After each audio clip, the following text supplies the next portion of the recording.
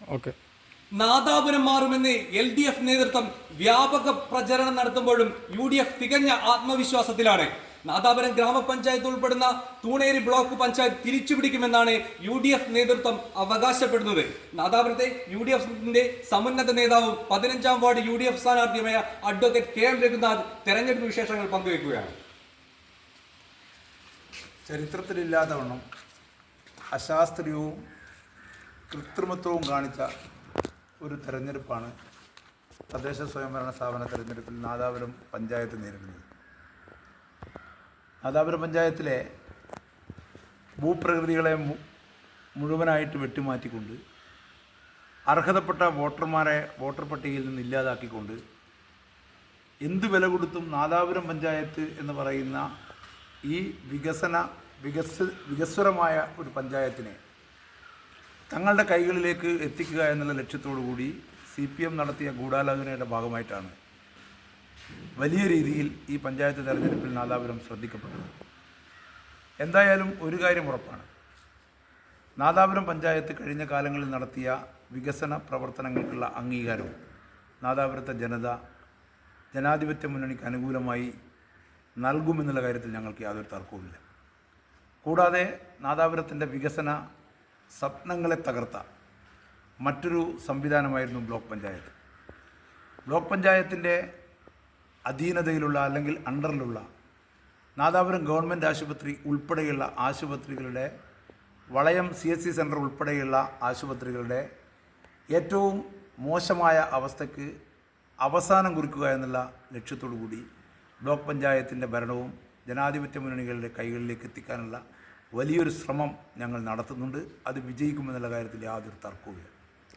Town വികസനം തടസ്സപ്പെട്ടതും മാലിന്യം പ്രശ്നം പരിഹരിച്ചില്ല എന്നാണ് LDF നേതൃത്വം UDFന് നേരെ ഉന്നയിക്കുന്ന പ്രധാന ആരോപണം. ഇതിനോട് എങ്ങനെ പ്രതികരിക്കും? കല്ലാച്ചി ടൗൺ എന്ന് പറയുന്നത് നിങ്ങൾക്ക് എല്ലാവർക്കും അറിയാം. നാദാപുരം പഞ്ചായത്തിലെ ഏറ്റവും പ്രധാനപ്പെട്ട 2 ടൗണുകളിൽ ഒന്ന് നാദാപുരവും ഒന്ന് കല്ലാച്ചിയുമാണ്. നാദാപുരം ടൗണിൻ്റെ വികസനം എല്ലാ രാഷ്ട്രീയ പാർട്ടികളുടെയും പിന്തുണയോടുകൂടി കുറച്ച് വർഷങ്ങൾക്ക് മുമ്പ് നമ്മൾ പൂർത്തീകരിച്ചതാണ്. നല്ല രീതിയിലുള്ളൊരു വികസനം നാദാപുരം ടൗണിൽ നമ്മൾ ഉണ്ടാക്കിയെടുത്തു. അതിനും ഒരുപാട് എതിർപ്പുകളും പ്രശ്നങ്ങളും ഉണ്ടായിരുന്നു. അന്ന് സർവകക്ഷികൾ ഐക്യത്തോടു കൂടി നിന്നതിൻ്റെ ഭാഗമായിട്ട് നാദാപുരത്തിൻ്റെ വികസനം, നാദാപുരം ടൗണിൻ്റെ വികസനം നമ്മൾ സാക്ഷാത്കരിച്ചു.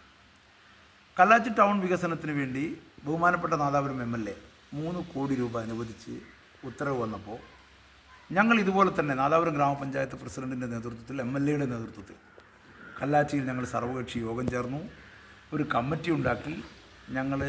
അതിൻ്റെ കൂടെ ഞങ്ങളൊരു പ്രപ്പോസൽ കൂടെ വെച്ചു. നാദാപുരത്ത് കല്ലാച്ചിയിൽ ഇടുങ്ങി നിൽക്കുന്ന ഈ റോഡുകൾ സൗന്ദര്യവൽക്കരണം നടത്തിയിട്ട് കാര്യമില്ല. അതേസമയത്ത് കല്ലാച്ചി ടൗണിനെ വികസിപ്പിക്കണം, കുറച്ചുകൂടി വീതി കൂട്ടണം. അങ്ങനെ ഞങ്ങൾ 1.5 മീറ്റർ ഒരു ഭാഗത്ത് നിന്ന് 2 ഭാഗത്ത് നിന്നും, ആദ്യം ഞങ്ങളുടെ പ്രപ്പോസൽ 2 മീറ്റർ ആയിരുന്നു, അത് ചുരുക്കി ആളുകളുടെ അഭിപ്രായത്തിനനുസരിച്ച് വന്ന് 1.5 മീറ്ററും 1.5 മീറ്ററുമുള്ള വീതി 2 ഭാഗത്തുമാക്കി കൂട്ടിയെടുക്കുക. മൊത്തം 3 മീറ്റർ വീതി കൂട്ടാൻ വേണ്ടി ഞങ്ങൾ സർവകക്ഷികൾ തീരുമാനിച്ചു. ആ സർവകക്ഷികളുടെ തീരുമാനപ്രകാരം ഞങ്ങൾ അങ്ങനെ മാർക്ക് ചെയ്തു. നാദാപുരം കല്ലാച്ചി ടൗണിൽ എല്ലായിടങ്ങളിലും ഞങ്ങൾ പോയി മാർക്ക് ചെയ്തു. സ്വാഭാവികമായും ആളുകളിൽ നിന്ന് വന്ന പ്രതികരണം, ചില കട ഉടമകളിൽ നിന്ന്, ബിൽഡിംഗ് ഉടമകളിൽ നിന്ന് വന്ന പ്രതികരണം, അവർ ബഹുമാനപ്പെട്ട കോടതികളെ സമീപിച്ചു, ഞങ്ങളുടെ ഈ വർക്കിനെ തടസ്സം ചെയ്തു. 5ഓളം കേസുകൾ കല്ലാച്ചി കോടതിയിൽ മാത്രം ഇഞ്ചക്ഷൻ ഓർഡറായി കിടക്കുകയാണ്.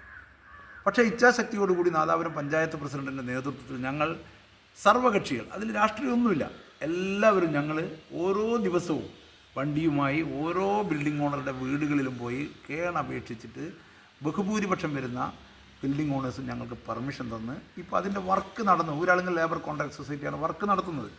അവർ വർക്ക് ഓരോ പീസായിട്ട് ചെയ്തുകൊണ്ടിരിക്കുമ്പോഴാണ് കാലാവസ്ഥ പ്രതികൂലമായി വന്നു. കാരണം ഇത് ഡ്രൈനേജ് കുഴിച്ചെടുക്കുമ്പോൾ സ്വാഭാവികമായിട്ടും ഉള്ളിൽ നിന്ന് വലിയ ഉറവ് വന്നപ്പോൾ മഴക്കാലത്ത് അവർക്ക് ചെയ്തുകൂടാത്തൊരു സാഹചര്യം വന്നു. അത് പൂർണ്ണമായും ഒഴിവാകുന്നൊരു സാഹചര്യം വന്നു. ഇപ്പോൾ ഞങ്ങൾ ലാസ്റ്റിൽ ഊരാളുങ്കൽ ലേബർ കോൺട്രാക്ട് സൊസൈറ്റിയുടെ എഞ്ചിനീയറുമായി സംസാരിച്ചപ്പോൾ അവർ ഈ മഴയുടെ ഒരു പോക്കിൽ ഇപ്പം വർക്ക് തുടങ്ങുമെന്ന് പറഞ്ഞിട്ടുണ്ട്. അപ്പോഴും തടസ്സങ്ങളുണ്ട്, അത് നിങ്ങൾ പറയണം. ജനങ്ങളുടെ ഭാഗത്ത് നിന്ന് അല്ലെങ്കിൽ ബിൽഡിംഗ് ഓണേഴ്സിൻ്റെ ഭാഗത്ത് നിന്ന് കോടതിയിൽ പോയി സ്റ്റേ ചെയ്തെടുത്ത് ഞങ്ങൾക്കൊന്നും ചെയ്യാൻ കഴിയില്ല. കാരണം അവരുടെ പ്രോപ്പർട്ടിയാണ്, അത് കയ്യേറുക എന്ന് പറയുന്നത് മറ്റൊരു രീതിയിലേക്ക് പോവുകയാണ്. എന്തായാലും നാദാപുരത്തെ സർവകക്ഷി, ഞാനതിൽ രാഷ്ട്രീയമേ പറയുന്നില്ല, CPM ഉൾപ്പെടെയുള്ള എല്ലാ രാഷ്ട്രീയ പാർട്ടികളുടെയും പ്രതിനിധികൾ ഞങ്ങൾ ഒറ്റക്കെട്ടായാണ് കല്ലാച്ചി വികസനത്തിൻ്റെ കാര്യത്തിൽ ഇതുവരെ മുന്നോട്ടേക്ക് പോയത്. ഇനി അങ്ങോട്ടും വികസനത്തിൻ്റെ കാര്യത്തിൽ ഞങ്ങൾ മുന്നോട്ടേക്ക് പോകും. പക്ഷേ ഈ ഒരു തെരഞ്ഞെടുപ്പ് വന്നപ്പോൾ അതൊരു രാഷ്ട്രീയ ലക്ഷ്യത്തോടു കൂടി ഉപയോഗപ്പെടുത്തുന്നത് പല ചർച്ചകളിലും ഞങ്ങളുടെ ശ്രദ്ധയിൽപ്പെട്ടിട്ടുണ്ട്.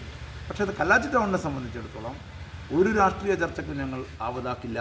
ഞങ്ങൾ വളരെ ശക്തമായി കൃത്യമായി കല്ലാച്ചി ടൗണിൻ്റെ വികസനം ഉറപ്പുവരുത്തുമെന്നുള്ളത് കല്ലാച്ചിയിലെ സർവ്വ രാഷ്ട്രീയ പാർട്ടികളുടെയും ബാധ്യതയാണ്, ഉത്തരവാദിത്വമാണ്. അത് ഞങ്ങൾ ചെയ്തിരിക്കും. മറ്റൊരു ആരോപണം ഞങ്ങൾക്കെതിരായി വന്നത് മാലിന്യവുമായി ബന്ധപ്പെട്ടുകൊണ്ടാണ്.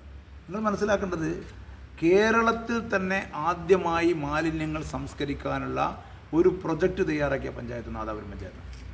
നാദാപുരം പഞ്ചായത്തിൻ്റെ ഇപ്പോഴത്തെ 18-ാം വാർഡിൻ്റെ മേൽഭാഗത്ത്, കുന്നിൻ്റെ മേൽഭാഗത്ത് സ്ഥലമെടുത്ത് ആടെ അധിവസിക്കുന്ന ആളുകളെ മറ്റൊരിടങ്ങളിലേക്ക് മാറ്റി താമസിപ്പിച്ച് ആ സ്ഥലം ഏറ്റെടുത്ത് വലിയ രീതിയിലുള്ള മാലിന്യ സംസ്കരണ പ്ലാന്റിന് നാദാപുരം പഞ്ചായത്ത് ശ്രീ സൂപ്പി നരിക്കാട്ടിയുടെ നേതൃത്വത്തിലുള്ള ഭരണസമിതി നേതൃത്വം കൊടുത്തു. അവിടെ അതിൻ്റെ മാലിന്യ സംസ്കരണങ്ങൾ ആരംഭിച്ചു. അപ്പോൾ സ്വാഭാവികമായും അതിൻ്റെ പ്രതികരണം പരിസരവാസികളിൽ നിന്നുണ്ടായി.